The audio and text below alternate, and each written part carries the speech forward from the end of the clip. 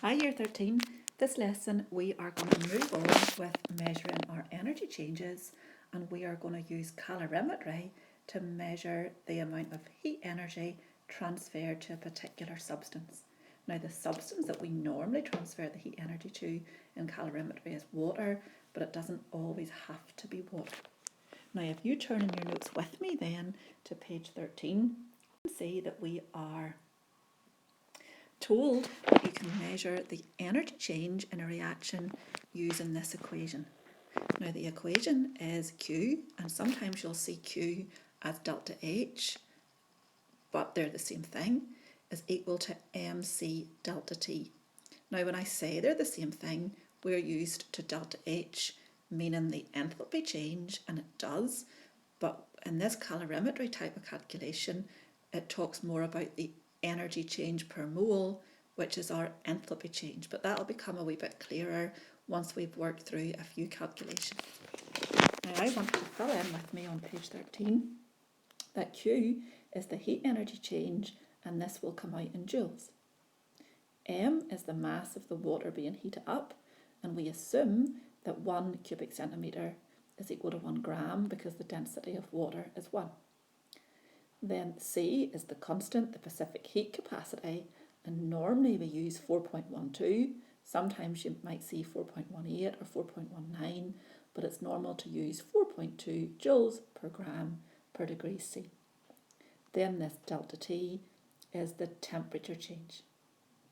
And when we put it into our equation, we always put it in as a positive number, but you'll see at the end then, at the very end of the calculation, we consider whether it's an endothermic reaction or an exothermic reaction, and we pop in a positive or a negative dependent on that.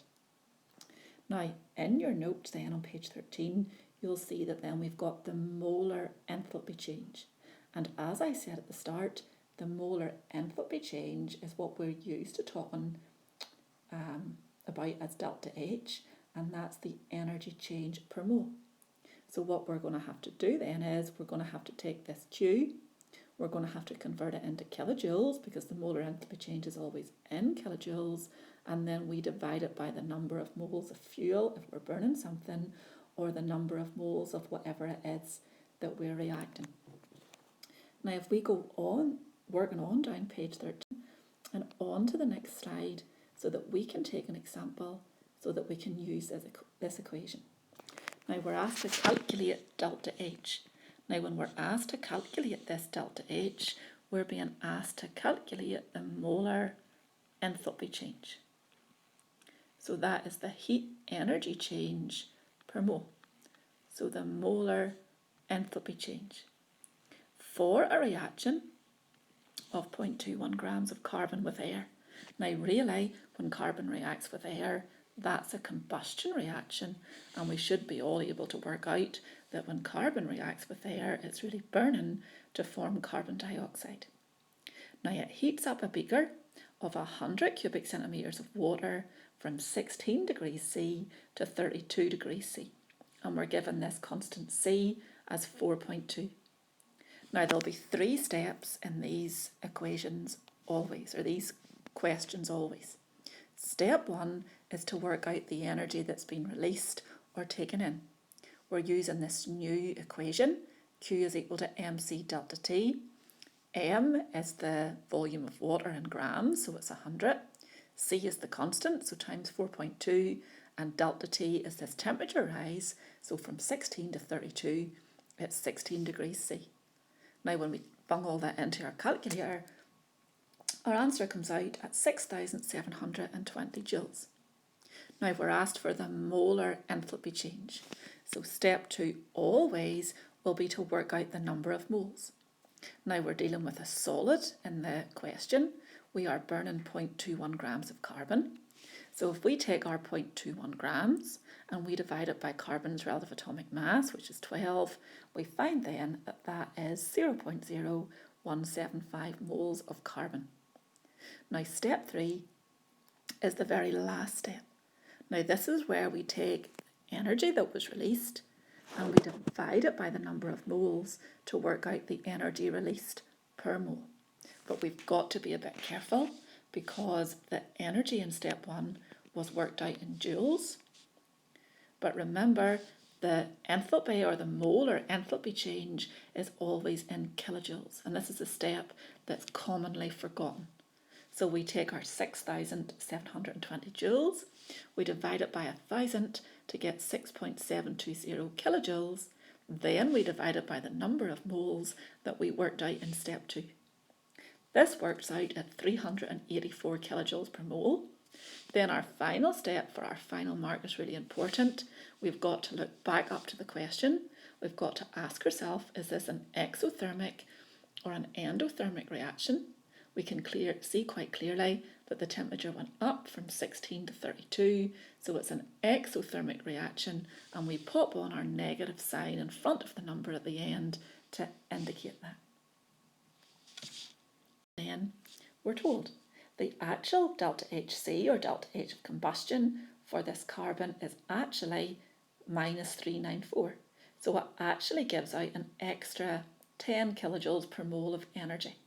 Can you explain, there should be in there, where we might have heat loss in this experimental setup?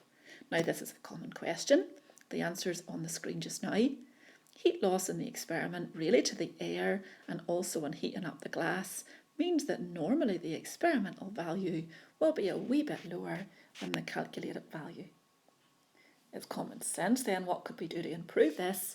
We could perhaps put a draft excluder around the equipment, and if you look at the equipment on the screen, that's how we would measure the calorimetry, measure the energy change. That's how we would do calorimetry, I should say.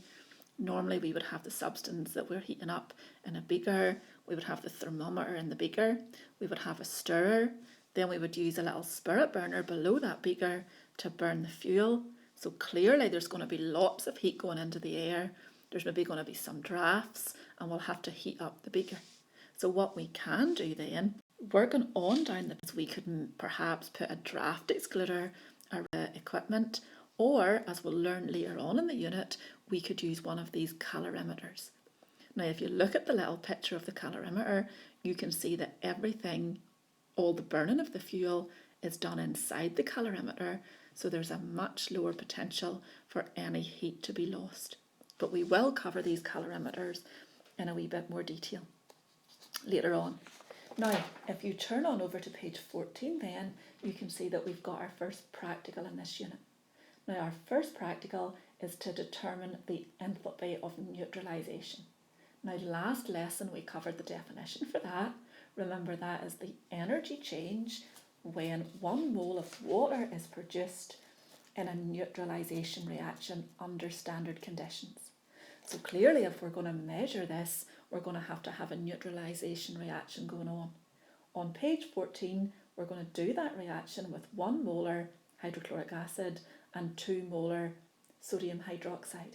Now I've attached another video for you to watch, and that video really shows you how you would do the experiment, but you'll be able to see from my notes on page 14, I've popped in some experimental results for you, and then you're going to work through the calculation on page 15.